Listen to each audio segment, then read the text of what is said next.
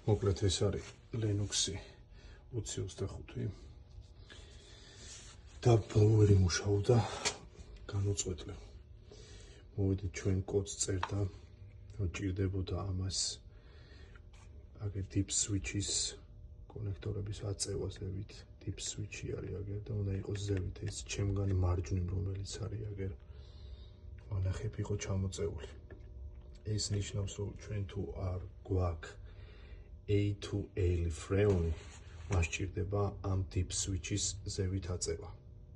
რომ ბორდი მიხვდეს ამას. დავტესტეთ ჯამპით ქვევიდან, ჩვეულებრივად ჩაირთო. მე რომ მოვედი ესენი deep switch-ი იყო დაბლა ჩამოწეულები და ბლოვერი ტრიალებდა განუწყვეტლივ.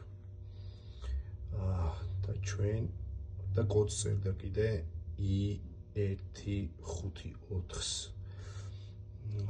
და ჩვენ deep switch-ი ზევით ავწიეთ, აი ეს ჩემგან მარჯვნივ რომელიც არის და ჩვეულებრივად ჩაირთო. მე ხო უკვე თერმოსტატი დონსინჯო და ყველაფერი ნორმალურად მუშაობს.